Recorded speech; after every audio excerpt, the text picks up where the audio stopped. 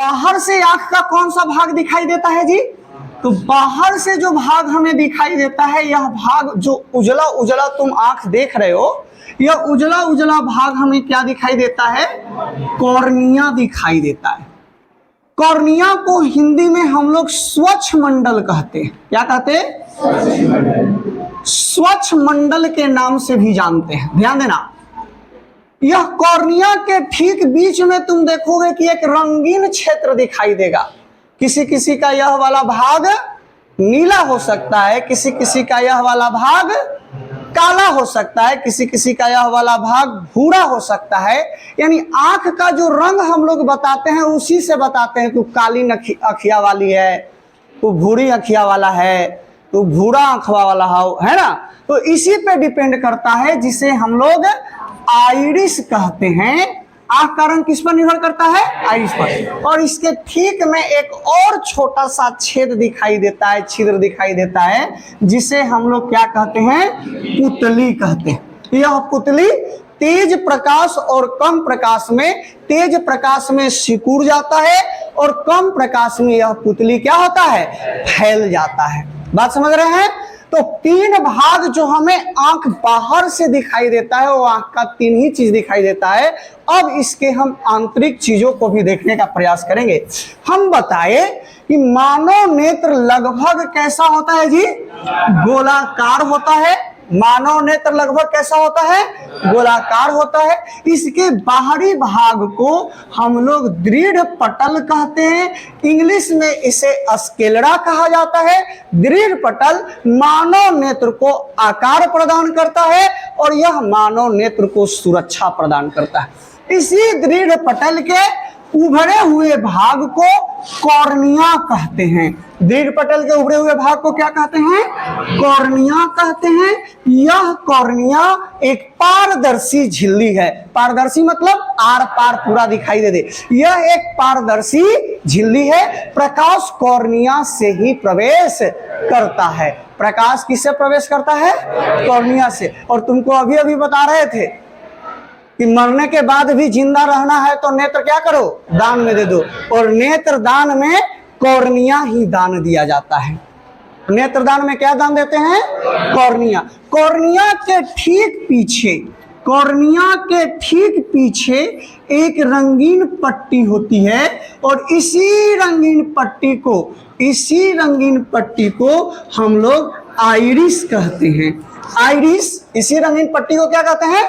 आंख का रंग आइरिस पर निर्भर करता है। आंख का रंग किस पर निर्भर करता है? आइरिस पर ही निर्भर करता है। और यह आइरिस प्रकाश की मात्रा को नियंत्रित भी करता है। कोई पूछे कि प्रकाश की मात्रा को कौन नियंत्रित करता है? आइरिस। कम प्रकाश, अधिक प्रकाश जब आंखों पर पड़ती है तो यही आइरिस नियंत्रित करता है। इसके ठीक बीच में एक छोटा सा छिद्र होता है। इस छोटे से छिद्र को पुतली कहते हैं। क्या कहते हैं? पुतली। तुम देखोगे तो अब दृढ़ पटल के ठीक नीचे वाला परत पर आओ। तो दृढ़ पटल के ठीक नीचे वाला जो परत होता है, यह प्रायः भूरे रंग का देखा गया है। इसका रंग भूरा होता है। इस भूरे वाले रंग के भाग को कोराइड कहते हैं। क्या कहते हैं जी? इसे कोराइड कहा जाता है। भूरे वाले भाग को क्या कहते हैं? कोराइड। जब आगे बढ़ता है, कोराइड आगे बढ़ता है, कॉर्निया के तरफ आता है, तो यह दो भागों में बंट जाता है। एक भाग यह आइरिस है और दूसरा भाग सिलियरी पेशियां होता है। दूसरा भाग क्या होता है जी? सिलियरी। यह सिलियरी पेशियां है। यह बहुत ही लचीला होता है और यह मानव नेत्र लेंस को लटकाए रखता है। नेत्र लेंस उत्तल लेंस होता है। नेत्र लेंस कैसा होता है? उत्तल लेंस होता है, जो प्रायः प्रोटीन का बना हुआ होता है। यह कैसा होता है? उत्तल लेंस। किस प्रकार का लेंस है? उत्तल लेंस। और कैसा होता है? सिलियरी मांसपेशियां मानव नेत्र लेंस को लटकाए हुए रखता है। देखो यहाँ पर जो किचिया जेकरा में फसल रहता है यही तुम्हारा सिलियरी पेशियां है। और देखो यह तुम्हारे नेत्र लेंस को क्या करके रखा है, लटका करके रखा है, लटकाए रखता है। और यह सिलियरी पेशियां मानव नेत्र की फोकस दूरी को समायोजित करता है। दूर देखना है तो दूर देख लेते हैं, नजदीक देखना है तो नजदीक देख लेते हैं। तो इसको क्या बोलते हैं, सिलियरी पेशियां बोला जाता है। यह मानव नेत्र को क्या करता है जी, लटका के रखता है, फोकस दूरी को समायोजित करता है। यहां तक किसी को दिक्कत? जब इसके सबसे भीतरी भागों में आते हैं तो सबसे भीतरी भाग को, मानव नेत्र की सबसे भीतरी भाग को, ध्यान से सुनना, रेटिना कहते हैं। क्या कहते हैं? के तो बोल रहा है कैटरीना जी। मानव नेत्र के सबसे भीतरी भाग को क्या कहते हैं? और इसी रेटिना पर किसी भी वस्तु का प्रतिबिंब बनता है, वह प्रतिबिंब वास्तविक होता है, उल्टा बनता है और वस्तु से छोटा बनता है। इस रेटिना की और कहानी समझते हैं। रेटिना पर दो बिंदु देखा गया, एक बिंदु पीत बिंदु कहलाता है और एक और बिंदु यहां देखा गया जिसे अंध बिंदु कहते हैं। अंध बिंदु पर बना हुआ प्रतिबिंब स्पष्ट दिखाई नहीं देता और पीत बिंदु पर बना हुआ प्रतिबिंब स्पष्ट दिखाई देता है। इसी रेटिना पर दो प्रकाश संवेदी तंतु होते हैं और यह प्रकाश संवेदी दो प्रकार के तंतु होते हैं। एक प्रकाश संवेदी तंतु को क्षर कहा जाता और एक प्रकाश संवेदी तंतु को शंकु कहा जाता। इसकी संख्या लगभग 50 लाख 60 लाख के आसपास एक वयस्क आंख में पाया जाता है। वयस्क आंख का मतलब समझ रहे हो? जिस व्यक्ति की उम्र वयस्क हो जाते हैं, 18 वर्ष के आसपास हो जाते हैं, उसे वयस्क कहा जाता।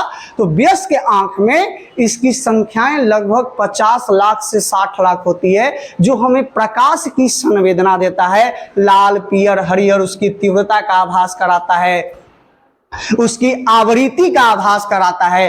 तो प्रकाश की तीव्रता का आभास कराता है क्षर कोशिका और प्रकाश की आवृत्ति का आभास कराता है शंकु कोशिका। और इसी शंकु कोशिका से रंग का भी हम आभास कर पाते हैं, रंग में विभेद कर पाते हैं, लाल है, पीला है, हरियर है। तो बताओ जल्दी से कि प्रकाश संवेदी तंतु कितने प्रकार के हैं? दो प्रकार के होते हैं। कौन कौन सी? एक क्षर होता है और एक, क्षर का मतलब ऐसे बना हुआ रहेगा, शंकु का मतलब ऐसे देखा गया है। समझ रहे ना बात? अब आओ, अब समझते हैं दो बातें और। ये नेत्र लेंस है, ये क्या है? नेत्र लेंस। और इस नेत्र लेंस और कॉर्निया के बीच में, नेत्र लेंस और कॉर्निया यह वाला भाग, इसके बीच में कुछ जलीय द्रव पाया जाता है। तुम देखो आंख पर ऐसे हाथ रखो तो कुछ ना कुछ तुम्हें मिल ही जाएगा। तो नेत्र लेंस और कॉर्निया के बीच में जलीय द्रव पाया जाता है, कुछ द्रव होता है और इस द्रव को एक्वियस ह्यूमर कहते हैं। क्या कहते हैं जी? एक्वियस ह्यूमर कहा जाता है। इसी एक्वियस ह्यूमर के कारण हमारा आंसू जो है बनता है और आंसू कैसा होता है?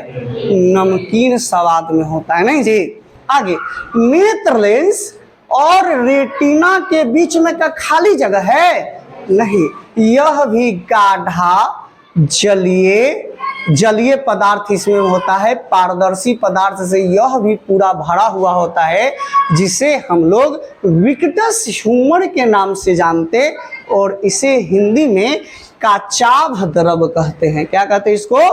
कचाभ द्रव। उम्मीद कर